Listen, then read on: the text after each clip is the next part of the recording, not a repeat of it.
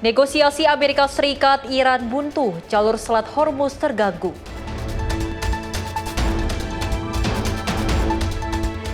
Prabowo tiba di Moskow perkuat kemitraan Republik Indonesia-Rusia.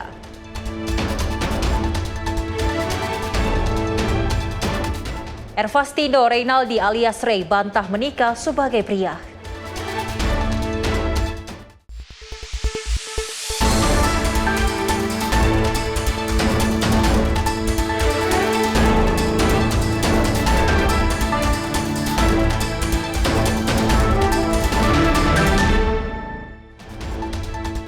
Selamat malam pemirsa, senang sekali rasanya Ruang Redaksi kembali hadir menemani Anda. Beragam informasi dalam satu hari ini yang telah kami rangkum akan kami hadirkan untuk Anda. Bersama saya Selis Regar, ini dia Ruang Redaksi selengkapnya. Pemirsa, kita awali informasinya di mana negosiasi tingkat tinggi antara Amerika Serikat dan Iran berakhir tanpa kesepakatan.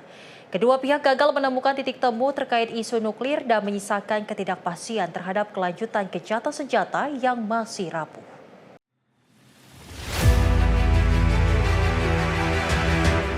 Perundingan langsung antara Amerika Serikat dan Iran yang berlangsung selama lebih dari 20 jam di Islamabad, Pakistan, berakhir tanpa kesepakatan meski sebelumnya diharapkan mampu menghasilkan terobosan diplomatik di tengah meningkatnya ketegangan di kawasan. Pihak Amerika Serikat menyatakan kegagalan terjadi setelah Iran dinilai tidak memberikan komitmen jelas untuk menghentikan pengembangan senjata nuklir yang menjadi salah satu isu utama dalam perundingan serta titik krusial yang sulit menemukan titik temu.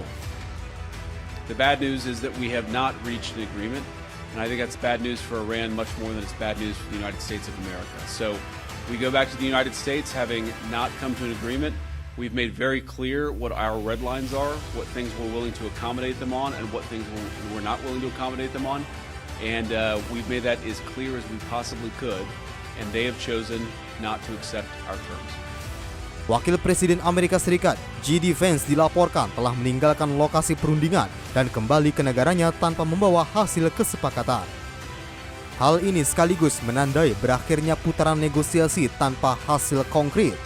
Situasi ini menimbulkan ketidakpastian terhadap kelanjutan gencatan senjata sementara yang sebelumnya disepakati selama 2 pekan dan berisiko memicu kembali eskalasi konflik jika upaya diplomasi tidak segera dilanjutkan atau mencapai kesepakatan baru. Tim redaksi Simpo TV melaporkan. Sejumlah kapal tanker dikabarkan terhenti di Selat Hormuz. Hal itu terjadi tak lama setelah perundingan antara Amerika Serikat dan Iran berakhir tanpa kesepakatan. Televisi negara Iran menayangkan rekaman yang disebut menunjukkan kondisi sejumlah kapal tanker minyak terhenti di perairan Selat Hormuz. Meski demikian, waktu dan lokasi pasti dan rekaman tersebut belum dapat diverifikasi secara independen. Media Iran melaporkan sejumlah kapal tanker raksasa termasuk seri Vos, Cosper Lake, dan Herong Hai telah berlayar melalui rute dekat Pulau Larak dengan kapasitas masing-masing mencapai 2 juta barel minyak. Situasi ini terjadi setelah perundingan antara Amerika Serikat dan Iran yang berlangsung selama lebih dari 20 jam berakhir tanpa kesepakatan maupun kejelasan jadwal negosiasi lanjutan. Pejabat Iran menegaskan bahwa kendali atas Selat Hormuz berada di tangan mereka, sementara delegasi Iran menilai pihak lawan belum mampu membangun kepercayaan dalam putaran perundingan tersebut.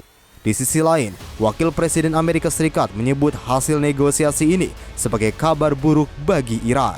Kegagalan perundingan ini terjadi di tengah kesepakatan gencatan senjata, sementara yang sebelumnya dikaitkan dengan pembukaan kembali jalur pelayaran di Selat Hormuz.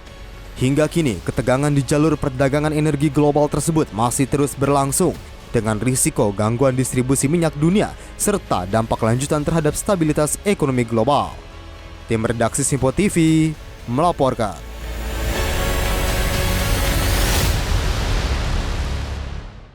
Pemirsa, Paus Leo ke-14 mengecam keras apa yang ia sebut sebagai delusi kemahakuasaan yang memicu perang antara Amerika Serikat dan Israel melawan Iran.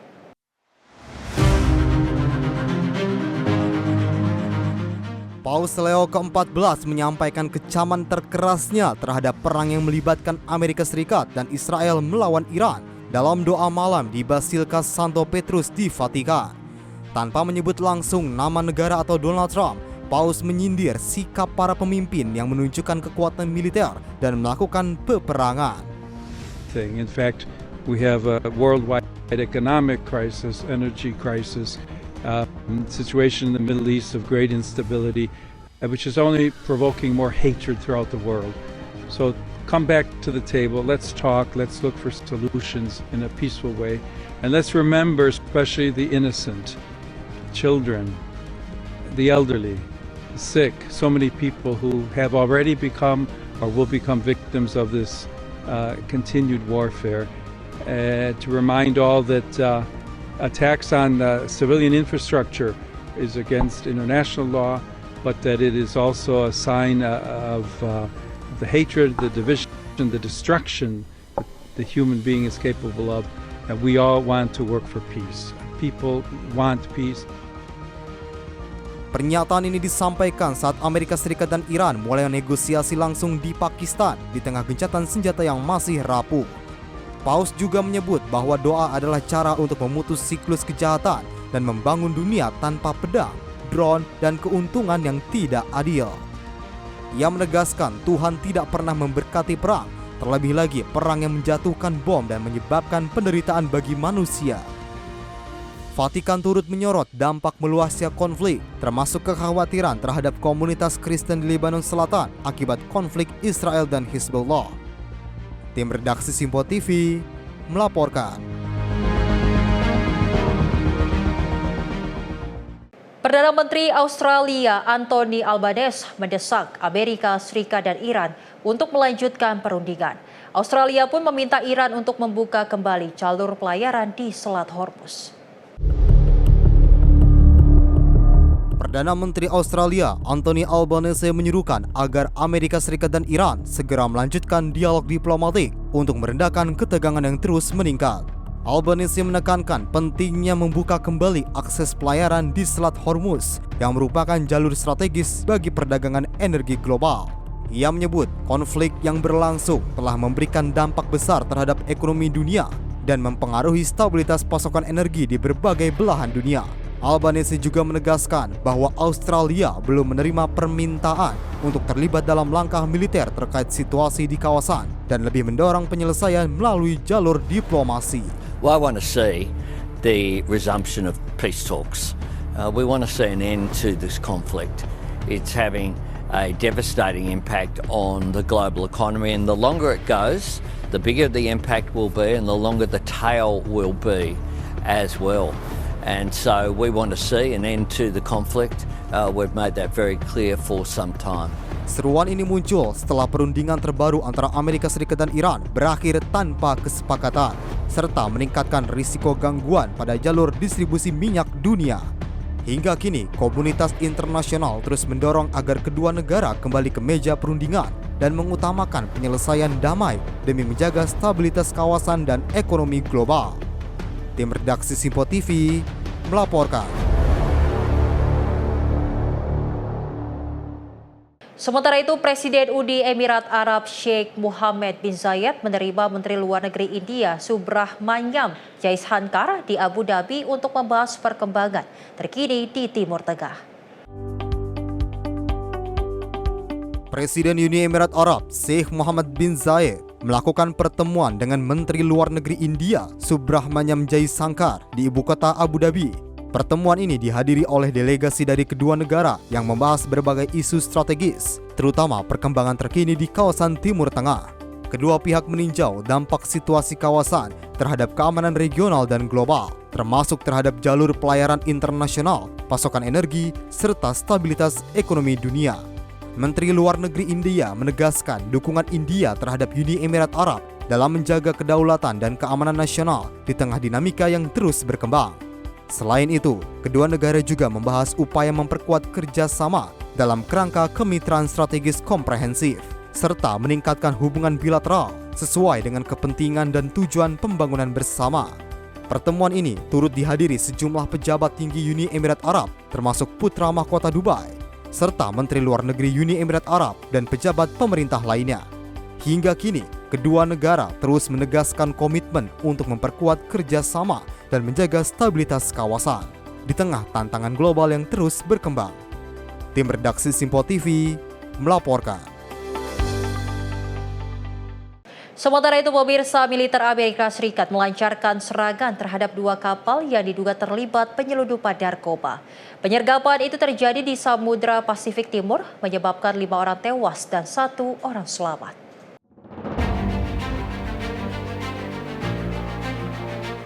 Militer Amerika Serikat melakukan operasi di perairan Samudra Pasifik Timur dengan menargetkan 2 kapal yang diduga digunakan untuk penyelundupan narkoba sebagai bagian dari operasi pengawasan dan penindakan terhadap aktivitas ilegal di laut terbuka. Dalam operasi tersebut, 2 kapal dilaporkan dihancurkan dan menyebabkan 5 orang tewas, serta menyisakan 1 orang selamat yang kemudian diamankan untuk menjalani proses penyelidikan lebih lanjut. Pihak militer menyatakan tindakan ini merupakan bagian dari upaya penegakan hukum untuk memerangi peredaran narkoba internasional di jalur perairan strategis yang selama ini dianggap rentan dimanfaatkan oleh jaringan kejahatan transnasional. Meski demikian, detail mengenai identitas para korban maupun asal kapal yang ditargetkan belum diungkap secara resmi dan masih dalam proses verifikasi oleh otoritas terkait. Hingga kini, insiden ini masih menjadi perhatian terkait dampak operasi militer terhadap keamanan maritim serta risiko korban jiwa dalam penindakan di laut terbuka yang dinilai memerlukan kehati-hatian dan koordinasi internasional dalam pelaksanaannya. Tim redaksi Simpo TV melaporkan. Ribuan pendukung oposisi memenuhi tepi sungai Danube di kota Budapest, Hungaria untuk merayakan hasil pemilihan umum yang baru saja berlangsung. Suasana meriah mewarnai perayaan kemenangan politik di Budapest pada hari Minggu waktu setempat. Kemenangan ini disambut antusias oleh warga termasuk mereka yang rela kembali dari luar negeri hanya untuk memberikan suara. Antusiasme warga terlihat sangat tinggi, mengingat hasil pemilu ini dinilai membawa harapan baru bagi politik Hungaria. Setelah 16 tahun dan mengakhiri masa kekuasaan Viktor Orbán. Köszönöm nektek, hogy elhittétek, hogy meg lehet csinálni. Köszönöm, hogy elhittétek, hogy megváltoztathatjuk a sorsunkat. Köszönöm, hogy elhittétek, hogy a saját történelmünket mi magunk, a magyar emberek írjuk. Köszönöm, köszönöm, köszönöm. A magyar emberek ma igent mondtak Európára, igent mondtak a szabad Magyarországra, igent mondtak arra, hogy képviseljük őket, hogy segítsük őket, hogy rendbe tegyük az országot, mert ez egy magyar kormány. Tim redaksi Simpo TV melaporkan. Pemirsa, informasi terkait agenda Prabowo Subianto akan kami hadirkan usai jeda. Tetaplah bersama kami di Ruang Redaksi.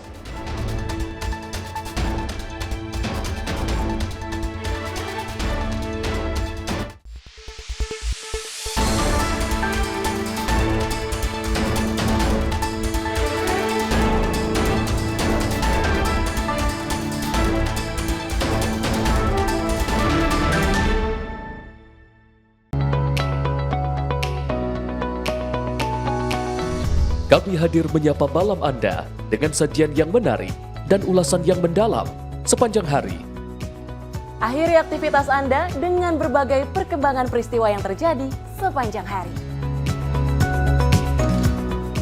Disajikan secara lugas dan berkualitas sebagai refleksi perjalanan hari Anda. Sepanjang hari, berbagai informasi penting nasional dan mancanegara terus bergerak dan berkembang. Kami merangkum untuk Anda sebagai ikhtisar akhir hari dalam Menyapa Indonesia Malam setiap Senin hingga Jumat hanya di Simpo TV.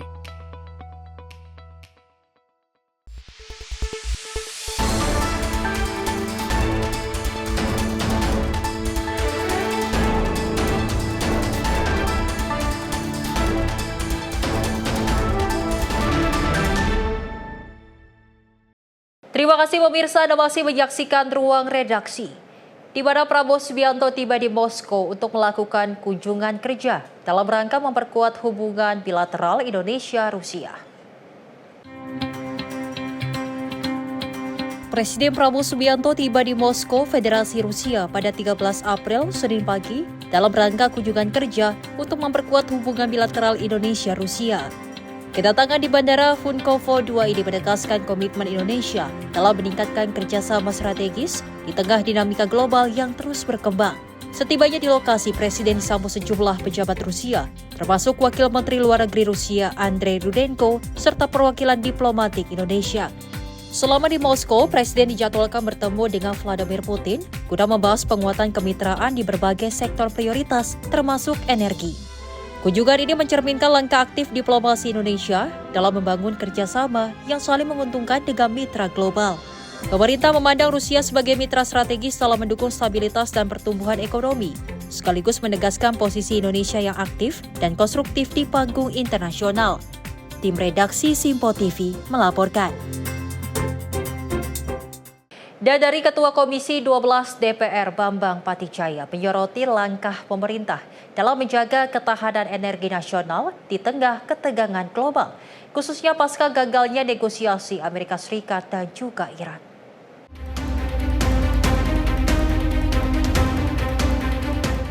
Ketua Komisi 12 DPR RI Bambang Patijaya menjelaskan bahwa pemerintah sejak awal berupaya mengurangi ketergantungan terhadap pasokan energi dari Selat Hormuz. Salah satunya yakni dengan mengoptimalkan sumur-sumur baru serta membuka opsi kerjasama dengan negara lain, termasuk kunjungan Presiden Prabowo Subianto saat ini ke Rusia. Ia menilai pertemuan Presiden Indonesia dan Presiden Rusia menjadi momen penting untuk membahas kerjasama di sektor minyak pengganti ketegangan pasokan dari Selat Hormuz. Dirinya mengatakan Rusia memiliki cadangan minyak 9 juta barel per hari dan bisa membagi kepada Indonesia melalui skema government to government. Kalau di Rusia tadi Pak mungkin boleh diperdalam cadangan minyak di Rusia. Rusia itu kan sekitar 9 juta barel per hari dan mereka tentu bisa membagikan itu ke kita, tetapi yang membeli tidak boleh Pertamina. Kalau membelinya Pertamina ini kan ada semacam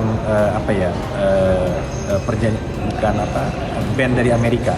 Jika Pertamina yang beli, ya itu ada jaminan bond yang bisa dicairkan, denda. Sehingga dalam hal ini negara yang beli. Kalau negara Indonesia yang beli kepada Rusia kan nggak ada masalah. Nah, pendekatannya berarti ya G2G, bukan B2B. Ya. Jadi dalam hal ini saya pikir itu maksud daripada pertemuan ini. Memang ini kan pertemuan level tinggi, presiden ke presiden, sehingga rencana untuk pengambilan BBM secara G2G itu bisa dilaksanakan. Sudah terinfo Pak untuk kerjasama dengan Rusia ini akan bawa berapa juta barel mungkin? Nah itu kita belum tahu ya, kita belum tahu. Saya tidak mau mendahului. Mudah-mudahan kita akan mendapatkan informasi yang sangat baik. Karena dalam hal ini kita lihat Pak Prabowo, presiden kita bertemu langsung dengan Presiden Putin. Biasanya kalau sudah pembicaraan level seperti ini kan tentu ada hal yang baik lah yang bisa kita tunggu nanti. Dari Jakarta, Fahrizal Ahmad Amin, Simpo TV melaporkan.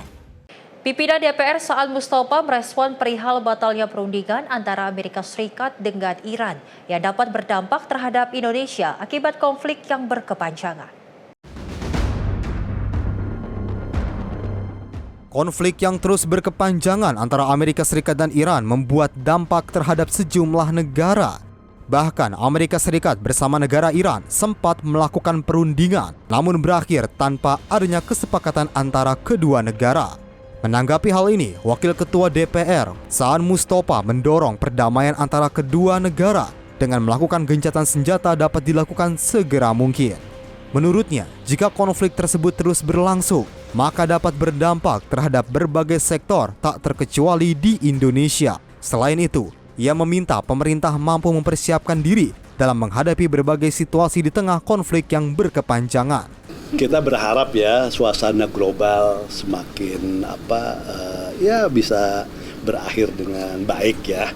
Terus juga kita berharap dan mungkin dalam bahasa tertentu ya mendorong lah agar perdamaian gencatan senjata yang 2 minggu ke depan ini walaupun kesepakatan maksimal tidak didapat, minimal kesepakatan antara Iran, Amerika ini, hal-hal yang lainnya ini kita berharap bisa lebih membaik agar suasana global kita semakin baik juga. Karena kalau suasana di Timur Tengah nggak kondusif pasti berdampak sama kita. Dan tentu kita juga harus mulai mempersiapkan diri terkait dengan situasi yang ada di Timur Tengah. Dari Jakarta, Fahrizal Ahmad Amin, Simpo TV melaporkan.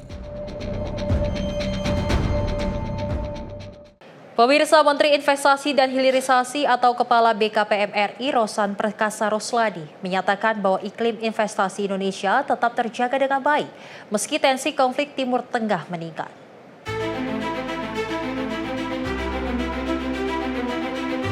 Komisi 12 DPR RI melakukan rapat kerja bersama Menteri Investasi dan Hilirisasi, Kepala BKPM RI Rosan Perkasa Roslani di Kompleks Parlemen Senayan, Jakarta pada Senin siang 13 April 2026. Mengawali rapat, Menteri Investasi dan Hilirisasi, Kepala BKPM RI Rosan Perkasa Roslani mengungkapkan di tengah eskalasi konflik Timur Tengah, sejumlah investor potensial dari beberapa negara melihat Indonesia memiliki iklim investasi yang terjaga dan tidak mengurangi minat mereka untuk berinvestasi. Menurutnya, Indonesia bisa menjaga salah satu kekuatan yang dimiliki, yaitu kedamaian dan stabilitas, baik itu secara politik dan juga keamanan. Lebih lanjut, Rosan menyampaikan karena investasi bersifat jangka panjang, sehingga stabilitas sangat penting dan menjadi prioritas saat ini. Menurut saya, karena iklim investasi kita terjaga, stabilitas kita sangat baik, perdamaian kita sangat baik, dan juga mereka melihat pemerintah kita ini selalu meningkatkan program investasi yang baik. Nah, memang yang kita coba kurangi sekarang adalah faktor ketidakpastian. Nah, ini faktor ketidakpastian ini yang kita coba selalu perbaiki di segala level, dan akibatnya ini juga berdampak positif. Jadi alhamdulillah di kuartal pertama ini bisa sampaikan perkembangannya sesuai dengan target apa yang kita canangkan, apa yang kita rencanakan, alhamdulillah dapat tercapai dengan baik. Dalam kesempatan itu, Rosan juga menceritakan kunjungan kerja saat mendampingi Presiden Prabowo ke beberapa negara seperti saat ke Jepang, Korea, dan Cina. Ia menggambarkan bagaimana di setiap kunjungan ke luar negeri, Presiden Prabowo selalu menyempatkan bertemu dan berdiskusi dengan pelaku dunia usaha atau pihak investor sebagai langkah agar investasi maju dan berkembang. Tim redaksi Simpo TV melaporkan. Komisi 12 DPR RI melaksanakan rapat kerja bersama Menteri Investasi dan Hilirisasi atau Kepala BKPM RI di Kompleks Parlemen Senayan, Jakarta pada 13 April 2026. Jadi OSS kami ini bisa terbangun, karena kalau tidak memang menjadi sangat berat karena tiba-tiba terhubung secara otomatis ke 18 kementerian, semua perizinan itu akan sangat-sangat cepat, dan ini justru akan mengurangi pertemuan tatap muka. Bertempat di Kompleks Parlemen Senayan, Jakarta, Komisi 12 DPR RI melaksanakan rapat kerja bersama Menteri Investasi dan Hilirisasi, Kepala BKPM RI Rosan Perkasa Roslani pada Senin siang 13 April 2026. Dalam raker tersebut, diantaranya membahas perihal realisasi program kerja triwulan 1 tahun anggaran 2026 dan evaluasi implementasi OSS terintegrasi. Dalam kesempatan itu, Rosan menyatakan Kementerian Investasi sudah melakukan beberapa program prioritas yang meliputi berbagai kebijakan, terutama hilirisasi yang masih menjadi salah satu kontribusi yang dinilai besar, di mana kurang lebih 30% dari seluruh investasi yang ada dan yang masuk ke Indonesia. Sementara itu, untuk negaranya sendiri masih didominasi seperti Singapura, Cina, Jepang, Korea Selatan, serta Amerika Serikat. Lebih lanjut, Rosan menyampaikan mengenai sistem OSS terintegrasi di mana beberapa bulan sebelumnya sempat mengalami kendala. Menurutnya, salah satu faktornya karena justru ingin meningkatkan sistem OSS dengan adanya PP nomor 28 sehingga semua sistem OSS ini terintegrasi secara penuh dan otomatis terhadap 18 kementerian lainnya. Nah, memang sebelumnya kita sudah meminta anggaran hampir 1 tahun Dan boleh saya sampaikan pada kesempatan ini alhamdulillah baru disetujuin anggaran itu dan tahap dan sudah mulai akan diberikan pencairannya. Jadi OSS kami ini bisa terbangun karena kalau tidak memang menjadi sangat berat karena tiba-tiba terhubung secara otomatis ke 18 kementerian, sehingga sebetulnya kalau itu sudah berjalan dengan baik, semua perizinan itu akan sangat-sangat cepat, dan ini justru akan mengurangi pertemuan tatap muka dan juga akan mengurangi potensi negatif apabila banyaknya faktor ketidakpastian. Justru ini ada faktor ketidakpastian yang akan makin berkurang. Tim redaksi Simpo TV melaporkan. Di sisi lain, pemirsa, Menteri Dalam Negeri Tito Karnavian dalam rapat kerja bersama Komisi 2 DPR RI memaparkan data terbaru tingkat kemiskinan di wilayah Papua. Mendagri menyebut terdapat 4 provinsi yang menunjukkan tren perbaikan. Dalam rapat kerja bersama Komisi 2 DPR RI, Menteri Dalam Negeri Tito Karnavian memaparkan perkembangan tingkat kemiskinan di seluruh provinsi di Papua pada Senin 13 April di Kompleks Parlemen Senayan, Jakarta. Mendagri menyebutkan, meski sejumlah daerah menunjukkan perbaikan, angka kemiskinan di Papua secara keseluruhan masih berada di atas rata-rata nasional, sebesar 8,25%. Tito menjelaskan, Papua Pegunungan mencatat penurunan paling signifikan dari 32,97% menjadi 27,21%. Penurunan juga terjadi di Papua Barat dan Papua Barat Daya, masing-masing menjadi 19,58% dan 17,5%. Sementara Papua Tengah hanya turun tipis dari 29,76% menjadi 29,45%. Tingkat kemiskinan di seluruh Papua itu di atas nasional. Ini bukan bagus di atas, karena makin besar angkanya menunjukkan bahwa persentase masyarakat yang miskin besar. Kita melihat bahwa di Papua Pegunungan ini cenderung cenderung baik menurun pegunungan. Artinya dari angka 32,97 2004 ke 27,21% ini membaik. Ada masyarakat yang berkurang kemiskinannya. Kemudian di Papua Tengah relatif tidak banyak pergerakan, 29,45% miskin. Jadi hampir sepertiga masyarakat Papua Tengah itu adalah masuk kelompok miskin. Papua Barat juga, trennya juga cenderung bagus menurun. Artinya yang miskin berkurang di Papua Barat yang warna oranye. Warna kuning kita melihat juga Barat Daya itu juga cenderung menurun, yaitu 17 bagus pada posisi 17,5% dari masyarakat yang ada itu kelompok miskin. Di Papua Selatan kita melihat bahwa ada kecenderungan menaik malah yang warga yang miskin dari 17,44 ke 17 saya ulangi ke angka 19,26. Jadi malah naik 2% selama 2004-2005. Sementara tingkat nasional 8,25% dari penduduk Indonesia masuk kategori kelompok miskin. Artinya seluruh Papua angka kemiskinannya melebihi nasional. Dengan posisi yang baik, tren yang bagus adalah di Papua Pegunungan, Papua Barat menurun bagus, Papua Barat Daya menurun baik, tapi yang juga landai gak baik pergerakan lah Papua Tengah. Kemudian yang cenderung menaik itulah di Papua Selatan. Ini yang perlu perhatian. Tim redaksi Simpo TV melaporkan. Pemirsa, Ketua Komisi 5 DPR RI Lazarus mengapresiasi semua pihak yang telah berhasil membuat arus mudik dan balik lebaran 2026 berjalan lancar. Ia menyebut mobilitas masyarakat di arus mudik hingga kasus kecelakaan mengalami penurunan di lebaran tahun ini.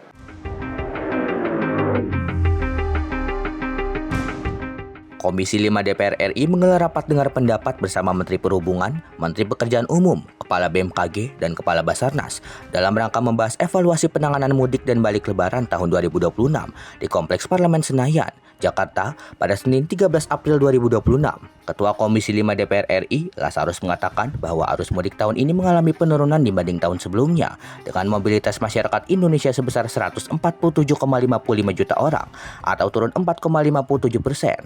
Selain itu, Korlantas pada periode operasi ketupat 2026 dari 13 hingga 25 Maret 2026 tercatat terdapat penurunan 153 kasus angka kecelakaan atau turun 5,3% dari tahun sebelumnya. Lazarus mengapresiasi semua pihak yang telah bekerja keras di lapangan demi terwujudnya arus mudik dan balik lebaran yang aman dan nyaman. Berdasarkan penelusuran data awal dari Komisi 5 DPR RI, arus mudik tahun ini mengalami penurunan dibanding dengan tahun sebelumnya, dengan mobilitas masyarakat Indonesia sebesar 147,55 juta orang atau turun 4,57% dari tahun 2025 sebesar 154,62 juta orang. Tentunya hal ini disebabkan oleh berbagai faktor yang nanti mungkin pemerintah akan sampaikan. Selain itu, pada arus mudik Lebaran tahun 2026 ini, Korlantas pada periode operasi ketupat 2026 dari tanggal 13 hingga 25 Maret 2026 mencatat terdapat penurunan 153 kasus angka kecelakaan atau turun 5,3% dari tahun sebelumnya. Atas nama pimpinan dan seluruh anggota Komisi 5 DPR RI, kami memberikan apresiasi yang setinggi-tingginya kepada pengorbanan yang sudah diberikan oleh seluruh insan dari seluruh stakeholder, baik Kementerian Perhubungan, Kementerian PU, Korlantas Polri, kemudian dari Basarnas, BMKG, dan seluruh stakeholder yang bergerak di bidang transportasi, kami memberikan apresiasi yang setinggi-tingginya. Tim redaksi Sinpo TV melaporkan. Menteri UMKM Maman Abdurrahman menyatakan pemerintah tengah menyiapkan strategi komprehensif menghadapi lonjakan harga plastik yang berdampak pada keberlangsungan bisnis pengusaha UMKM.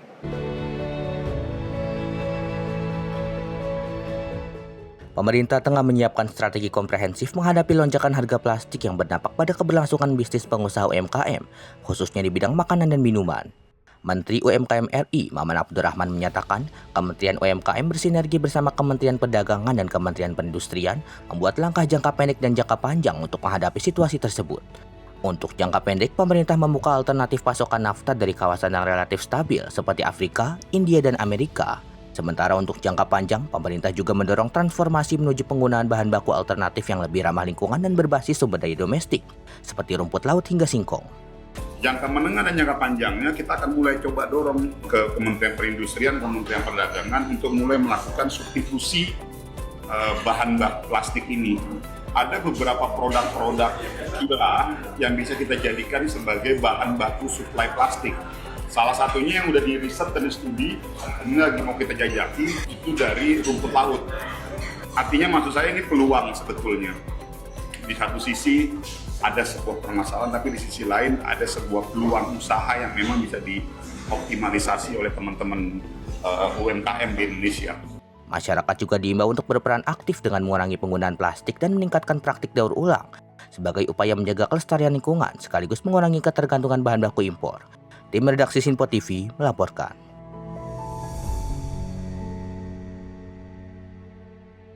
Dan dari Kementerian Sosial memastikan penyaluran bantuan sosial triwulan kedua tahun 2026 akan segera dimulai. Bantuan ini pemirsa diharapkan dapat memperkuat daya beli dan membantu masyarakat rentan. Menteri Sosial Saifullah Yusuf menyampaikan penyaluran bantuan sosial reguler triwulan kedua tahun 2026 akan mulai dilaksanakan pada pertengahan April. Gus Ipul mengungkapkan Kementerian Sosial bersama Badan Pusat Statistik masih melakukan finalisasi data penerima melalui Data Tunggal Sosial Ekonomi Nasional atau DTSEN. Adapun bantuan sosial yang disalurkan meliputi program Keluarga Harapan atau PKH serta bantuan pangan non-tunai atau BPNT. Menurut Gus Ipul, penyaluran bansos kini berbasis data DTSEN yang terus diperbarui setiap 3 bulan sekali untuk memastikan ketepatan sasaran. Selain itu, penyaluran data keluarga penerima manfaat kini dimajukan menjadi tanggal 10 setiap awal triwulan dari sebelumnya tanggal 20. Alhamdulillah, khusus untuk triwulan kedua bisa menerima DTSEN volume 2 hasil pemutakhiran lebih cepat. Yang awalnya kita selalu terima setiap tanggal 20 di awal penyaluran, misalnya Januari ya kita terima 20 Januari, Nanti di bulan April kita terima 20 April dan seterusnya. Tapi alhamdulillah ini ya atas kesepakatan bersama agar penyaluran bisa lebih cepat, Ibu Kepala BPS beserta jajaran bisa mempercepat penyerahan DT-Sen hasil pemutakhiran itu 10 hari lebih cepat. Jadi biasanya tanggal 20 kita bisa terima tanggal 10. Alhamdulillah untuk triwulan kedua ini kita sudah bisa terima pada tanggal 10. Dari Jakarta, Jihan Nabila, Mutia Anggiani, Sinpo TV melaporkan. Presiden Prabowo Subianto meluncurkan program pendidikan asrama gratis bagi anak-anak dari keluarga kurang mampu. Fasilitas ini membantu siswa-siswi belajar dengan lebih nyaman dan juga terjamin.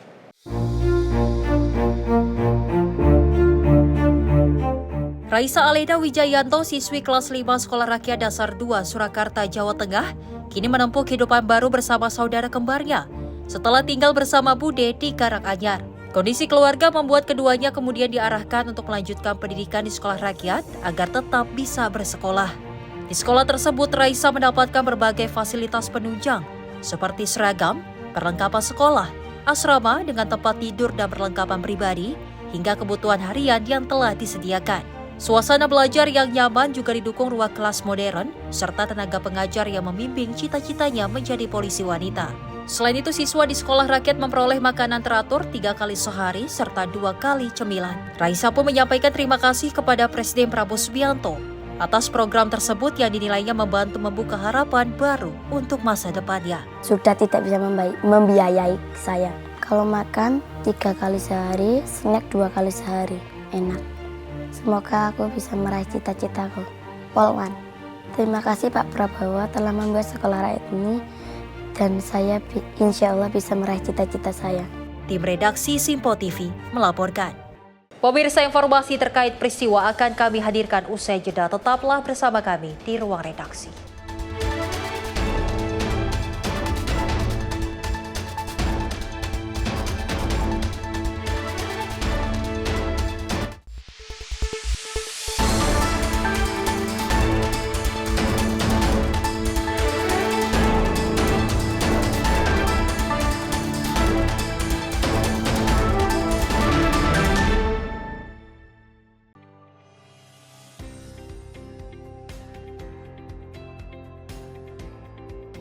Beragam informasi terbaru hadir menemani Anda sebelum memulai hari. Waktu terbaik dengan rangkaian topik terpilih, dikemas dengan ulasan yang mendalam. Mengangkat isu yang tengah menjadi pembicaraan paling hangat, agar pagi Anda lebih semangat. Jadi pastikan pagi hari Anda lebih bermakna bersama rangkaian berita yang telah kami rangkum untuk Anda. Sembarakan pagi Anda bersama Menyapa Indonesia Pagi. Setiap Senin hingga Jumat pukul 5 pagi. Hanya di Sinpo TV.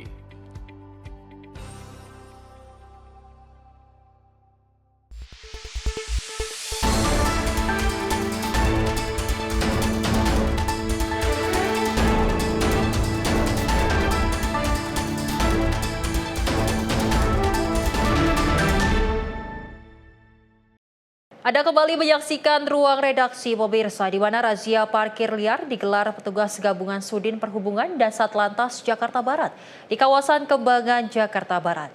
Belasan kendaraan terjaring dalam operasi tersebut.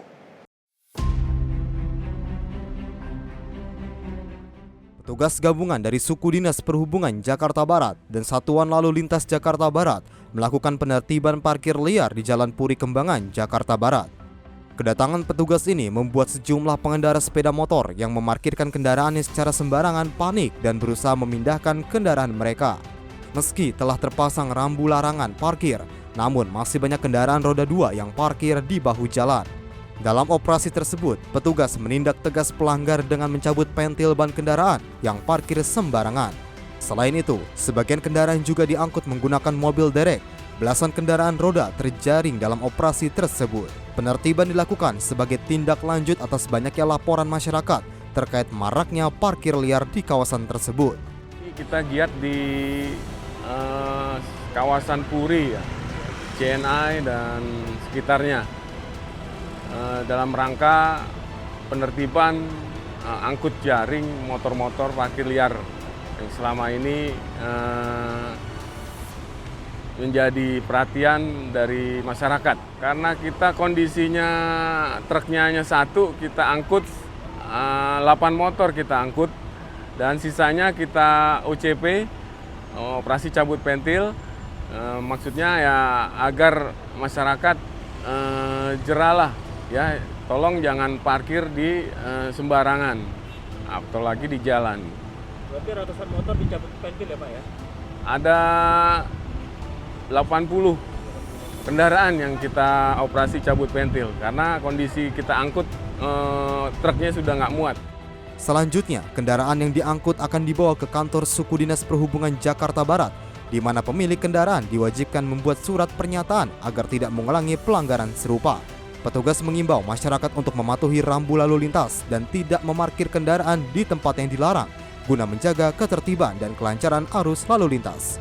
Dari Jakarta, jurnalis Simpo TV melaporkan.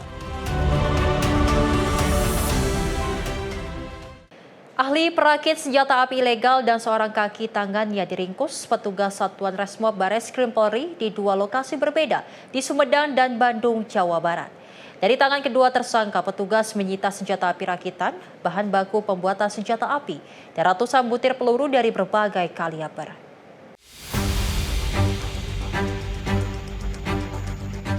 Perantaran jual beli senjata api rakitan bernama AS ini disergap unit 1 Satrasmob Bareskrim Polri di halaman parkir sebuah rumah makan Jalan Raya Cipacing, Sumedang, Jawa Barat.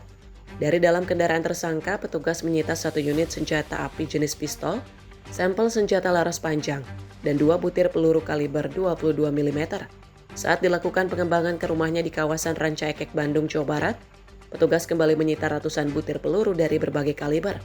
Penangkapan AS sekaligus menandai berakhirnya kiprah ahli perakit senjata api ilegal Kawakan berinisial TS alias Ki Bedil, 58 tahun.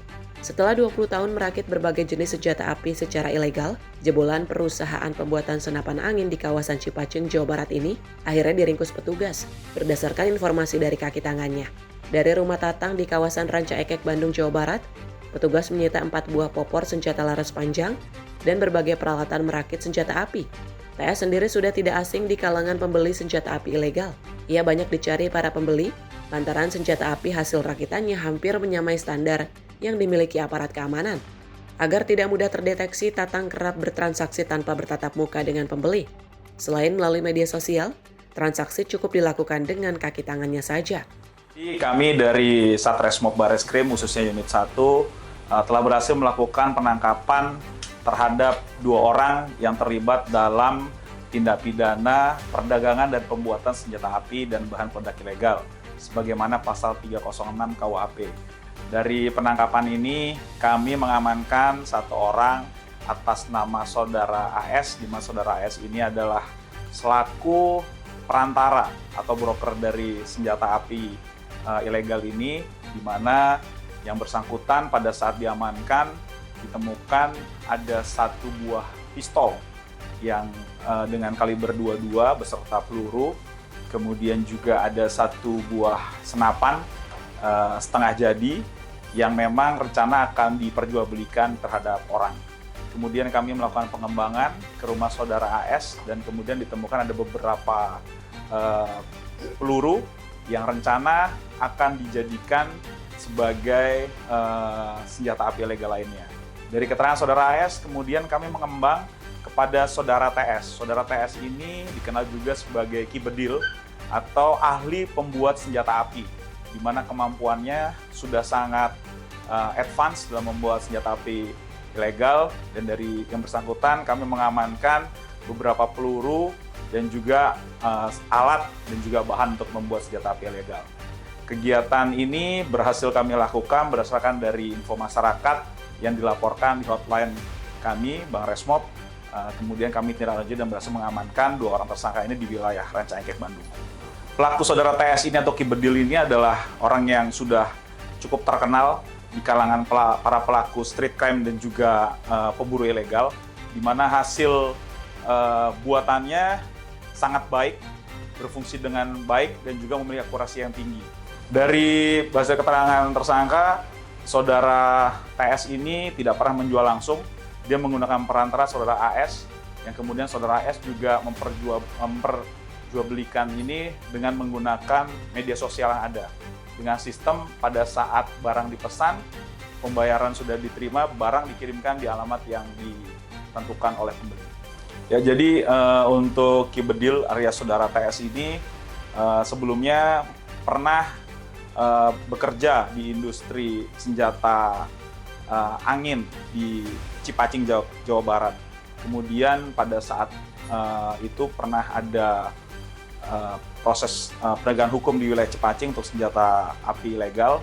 Kemudian saudara TS ini menghilang dan kemudian dia bekerja sendiri dengan sangat hati-hati dan berdasarkan pesanan dari orang yang hanya dia percaya.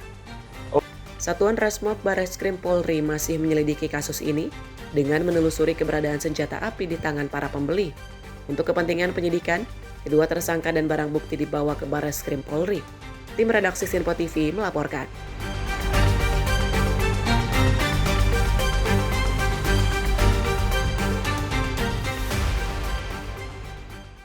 Pemirsa, kasus balita berusia 1,5 tahun yang mengalami hipotermia saat pendakian di Gunung Ungaran menjadi peringatan penting bagi para orang tua. Menyoroti kejadian tersebut, Ikatan Dokter Anak Indonesia menilai aktivitas alam ekstrim sangat beresiko tinggi bagi anak, terutama tanpa persiapan yang matang. Ikatan Dokter Anak Indonesia mengingatkan bahwa anak usia balita sangat rentan terhadap perubahan suhu, terutama di lingkungan pegunungan. Balita diketahui lebih cepat kehilangan panas tubuh dibandingkan orang dewasa, sehingga kondisi ini semakin berbahaya ketika pendakian dilakukan dalam jarak jauh dengan potensi hujan, serta proses evakuasi yang memakan waktu lama. Para ahli menyarankan agar orang tua lebih bijak dalam memilih aktivitas alam bersama anak. Terlebih faktor cuaca juga menjadi perhatian utama agar anak tidak terpapar kondisi ekstrim seperti hujan lebat maupun cuaca panas berlebih. Di samping itu, perlengkapan yang memadai seperti pakaian berlapis dan tahan air dinilai sangat penting untuk menjaga suhu tubuh anak tetap stabil, karena daya tahan tubuh anak jauh berbeda dengan orang dewasa. Ini tentu hal-hal yang harus dipikirkan sebelumnya.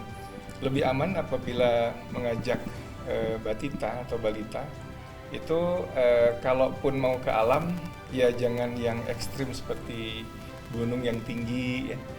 Mungkin sekedar hiking ringan, tapi mudah diakses untuk evakuasi, ya cuacanya juga diperhitungkan dengan baik supaya jangan ekstrim ya, apakah panas ekstrim ataukah hujan lebat ya, dan juga mungkin juga perlu diperhatikan bagaimana pakaian yang dipakai anak ya. Mungkin ada beberapa lapis yang ada di luarnya itu pakaian yang anti air ya.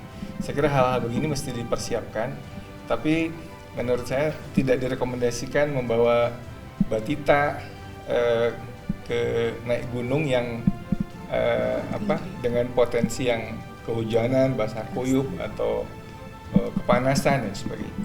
Dari Jakarta, Sri Dewi Andayani, Rona Bayu, Sinpo TV melaporkan. Balita berusia 1,5 tahun yang dilaporkan hilang diduga terseret arus sungai Kalidawir, Kecamatan Tanggulangin, Sidoarjo, Jawa Timur akhirnya ditemukan. Korban ditemukan dalam kondisi meninggal dunia setelah 5 hari pencarian.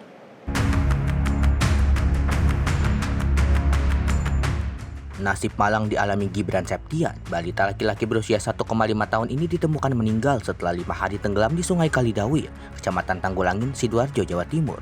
Korban diduga terbawa arus sungai hingga akhirnya berhasil dievakuasi petugas gabungan pada Minggu 12 April 2026 sekitar pukul 10.30 waktu Indonesia Barat. Lokasi penemuan Gibran sekitar 13 km dari lokasi awal kejadian. Peristiwa naas ini bermula pada Rabu 8 April 2026 sekitar pukul 15.30 waktu Indonesia Barat. Saat itu korban tidak berada di dalam rumah, sementara keluarga di depan rumah tidak menyadari kepergiannya tanpa saksi. Pencarian awal membuahkan temuan sepasang sandal yang diduga milik korban. Satu ditemukan di depan rumah, sedangkan lainnya berada di tepi sungai, yang menguatkan dugaan korban terjatuh atau terseret arus. Usai ditemukan, jenazah korban segera dievakuasi oleh tim gabungan dan dibawa ke Rumah Sakit Pusdik Porong untuk penanganan lanjutan. Tim redaksi Sinpo TV melaporkan. Pemirsa, terlapor dugaan pemalsuan identitas di Kota Malang, Jawa Timur membantah mengaku sebagai pria saat menikah. Terlapor memastikan pelapor telah mengetahui identitasnya dan terlapor juga yang memaksa segera menikah.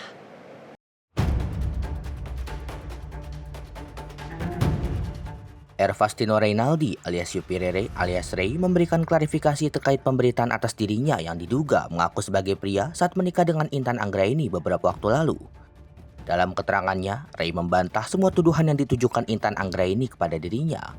Menurut Ray, apa yang dikatakan Intan tidak sesuai dengan apa yang mereka alami. Ray mengaku kecewa dengan perkara ini, sebab menurutnya, Intan Anggraini yang melaporkan dirinya sudah mengetahui bahwa dirinya adalah seorang perempuan sejak pertama kenal. Tidak hanya Intan, pihak keluarga Intan juga diakui sudah mengenal dirinya.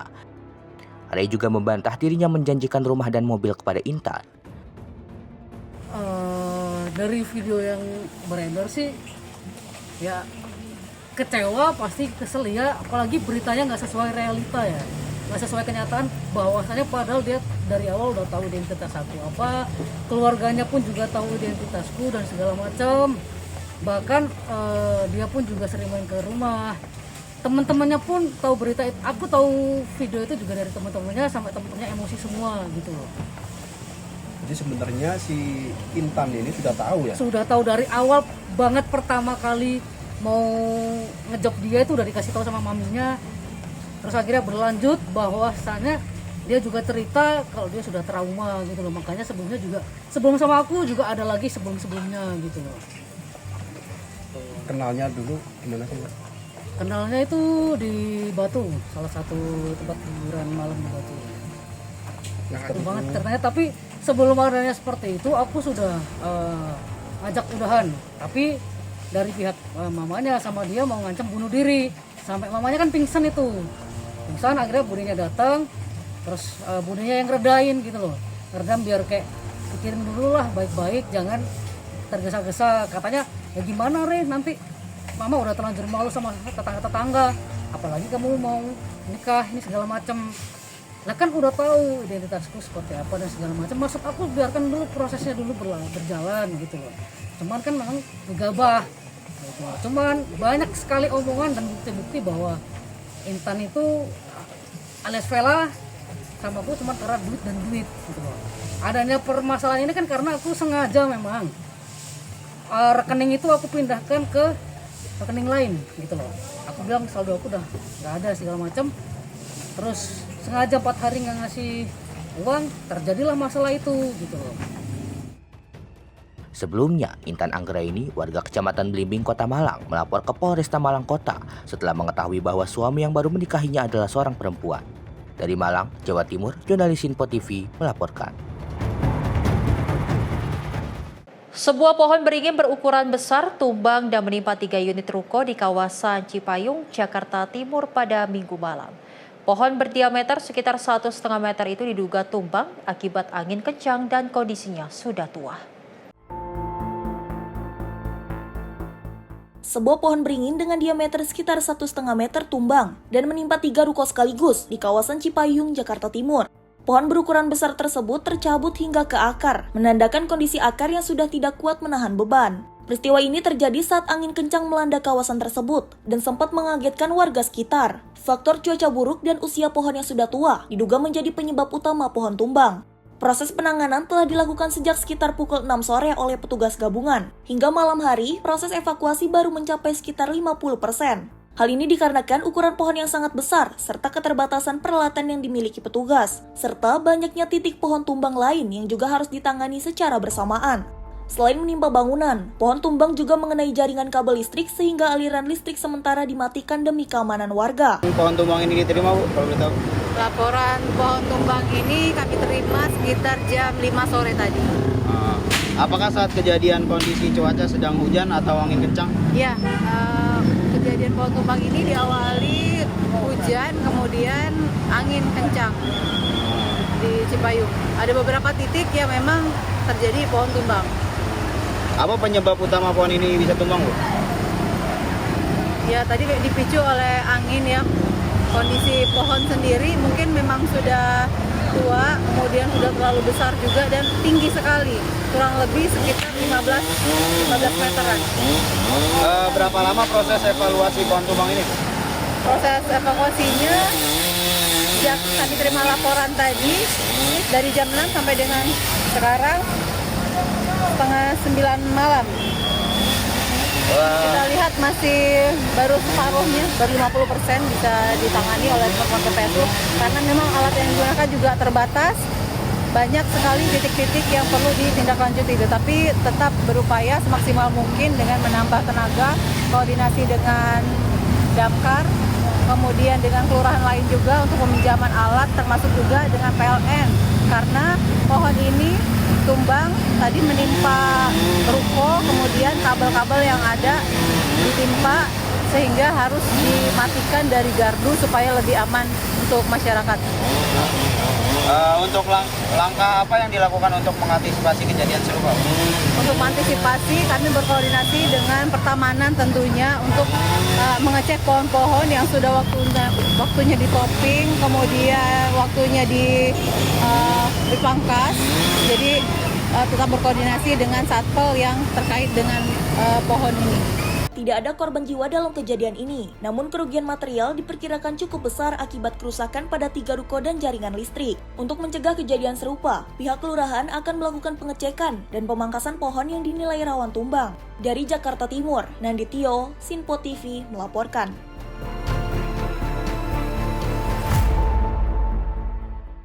Pemirsa, kerap menampakkan diri dan membuat resah warga yang tinggal di perumahan elit Menteng, Jakarta Pusat.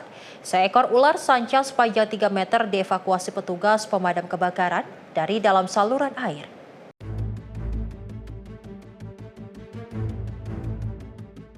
Petugas pemadam kebakaran sektor Menteng diterjunkan ke lokasi guna mengevakuasi seekor ular sanca berukuran besar yang bersembunyi di dalam gorong-gorong di Jalan Tuku Umar, Menteng, Jakarta Pusat.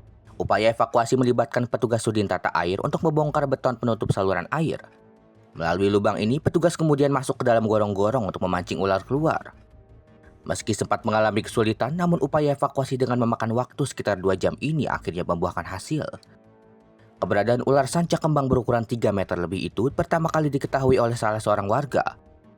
Ular kerap menampakkan diri dan membuat warga takut jika masuk ke pekarangan rumah mereka, terutama saat hujan mengguyur. Hari pertama kita tidak bisa menangkap karena ular udah masuk ke dalam gorong-gorong, Pak. Itu ular di dalam gorong-gorong dan setelah kita sampai di hari pertama tersebut, ular sudah hilang. Jadi kita balik kanan. Dan untuk itu ada hari berikutnya laporan lagi dari kelurahan dan kita bekerja sama dengan SDA untuk membongkar gorong-gorong yang ada kisi-kisi atau teralis besinya. Setelah pembongkaran tersebut, kita masuk ke gorong-gorong. Dalam hal itu, kita melaksanakan evakuasi. Setelah itu, kita dapat ular yang bersejenis sanca, yang ukurannya kira-kira 3 meter. Ada berapa ular, Pak, yang ditemukan? Untuk ular, kita temukan 1 ular. Kemungkinan karena sering hujan, itu kebawa oleh arus air yang masuk ke gorong-gorong tersebut. Untuk kesulitannya, kita kesulitan di pembongkaran gorong-gorong dan kita melibatkan SDA untuk pembongkaran gorong-gorong tersebut. Kalau ular sendiri sekarang dibawa kemana, Pak? Untuk ular sendiri kita masih ada di dinas dan untuk ada suatu untuk karantina itu atau kandang daripada ular tersebut ada di dinas kami. Demi keselamatan warga sekitar, kini ular sanca kembang ini telah diamankan ke kantor Sudin Damkar Jakarta Pusat. Petugas mengimbau kepada masyarakat yang membutuhkan bantuan evakuasi agar segera melapor ke kantor Damkar terdekat agar bisa segera ditangani dan terbantu. Dari Jakarta, jurnalis Sinpo TV melaporkan.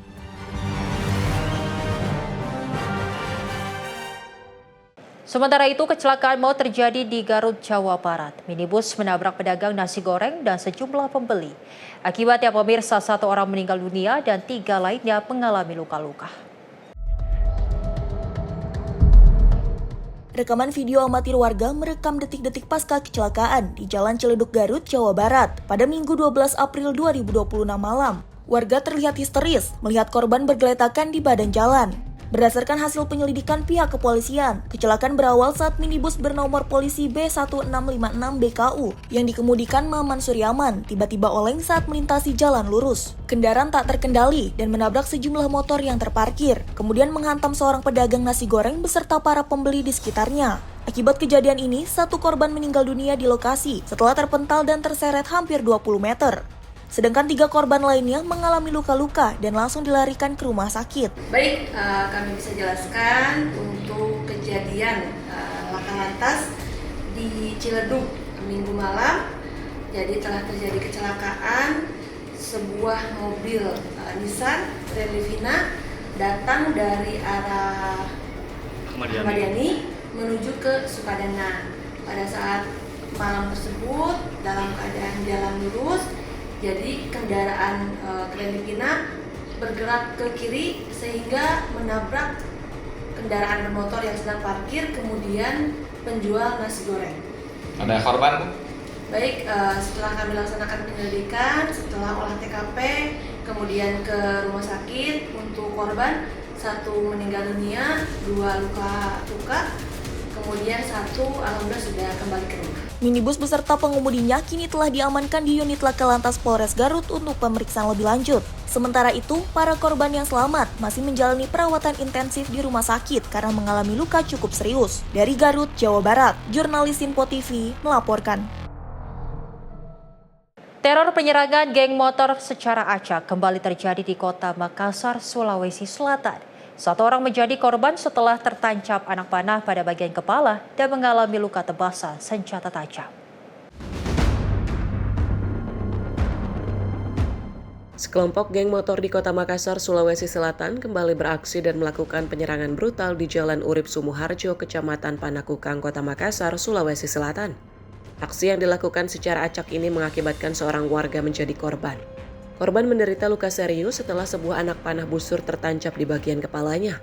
Tidak hanya itu, para pelaku juga menebas korban menggunakan parang yang mengakibatkan luka robek pada bagian dada sebelah kiri. Usai melancarkan aksinya, para pelaku langsung melarikan diri. Sementara korban yang bersimbah darah segera dievakuasi ke rumah sakit terdekat karena kondisinya yang cukup parah. Aparat kepolisian dari Polsek Panakukang yang menerima laporan langsung melakukan penyelidikan dan pengejaran. Hasilnya 10 orang yang diduga kuat merupakan bagian dari kelompok geng motor tersebut berhasil diringkus. Para terduga pelaku kini dibawa ke Mapolsek Panakukang untuk menjalani pemeriksaan intensif. Selain mengamankan para pelaku, polisi juga menyita sejumlah sepeda motor yang digunakan saat beraksi. Hingga kini pihak kepolisian masih mendalami motif di balik penyerangan tersebut, serta mencari tahu peran masing-masing terduga pelaku. Dari Makassar, Sulawesi Selatan, jurnalis Info TV melaporkan. Ditinggal sebentar, motor penghuni kos di kawasan Palmerah, Jakarta Barat digasak pelaku curanmor. Hanya dalam waktu 1 menit, motor korban berhasil dibobol dan dibawa kabur oleh pelaku. Aksi pencurian sepeda motor kembali terjadi di wilayah Palmerah, Jakarta Barat. Kali ini, motor milik seorang penghuni kos bernama Ilham Ramadan raib digondol pencuri di Gang Haji Marzuki 2, kawasan Binus Syahdan, Kelurahan Palmerah, Kecamatan Palmerah, Jakarta Barat. Mengetahui motornya hilang, korban kemudian meminta rekaman kamera pengawas kepada pengelola kos untuk memastikan kejadian tersebut. Dari rekaman CCTV, terlihat 2 orang pelaku datang menggunakan 1 sepeda motor dan langsung beraksi membobol kendaraan milik korban, hanya dalam rentang waktu 1 menit. Awalnya ini saya habis dari Tangerang, terus pulang ke sini 6:30, terus saya istirahat di atas di dalam. Nah itu setelah jam 9.51, 9.50 tuh saya mau keluar nyari makan. Pas saya cek tuh motor udah nggak ada. Nah udah saya akhirnya minta CCTV, minta melihat sama Bang Imon ini. Udah sih saya itu. Yang abang lihat itu di sisi kamera pengawas tuh pelakunya ada berapa orang dan gimana caranya? 2 orang. 2 orang satu motor. Iya, 2 orang.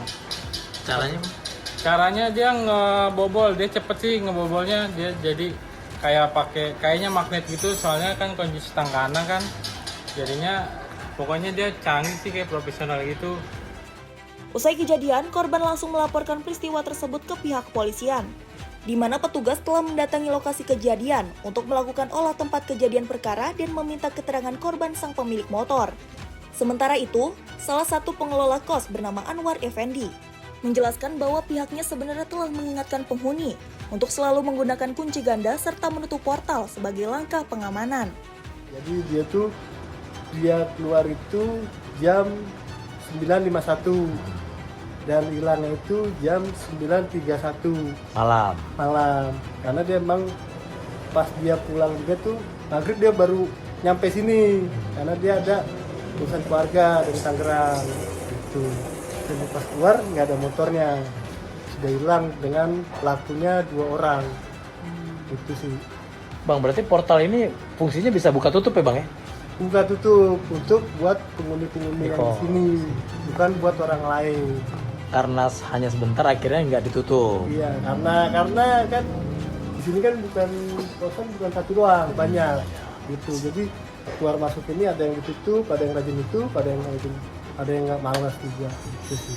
Bang, di sini sering nggak sih aksi kehilangan motor ini Bang?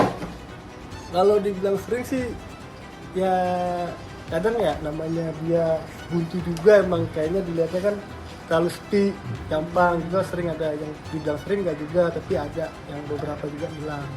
Dalam sebulan ini ada yang kehilangan Bang? Kalau dibilang sih ada yang hilang, ada yang kemarin, ada yang 3 bulan kemarin lalu. 3 bulan lalu. Dia cuma lapor doang, nggak sampai begitu. Oh. Berarti bisa dibilang di sini rawan aksi curanmor ya Bang? Iya, rawan. Makanya kan kita kasih portal biar nggak ada. Kasus pencurian sepeda motor sendiri masih menjadi salah satu tindak kriminal yang kerap terjadi di wilayah pemukiman dan kos-kosan di Jakarta Barat. Pelaku biasanya memanfaatkan kondisi lingkungan yang sepi, serta kelalaian pemilik kendaraan yang tidak menggunakan pengamanan tambahan. Dari Jakarta, jurnalis Info TV melaporkan.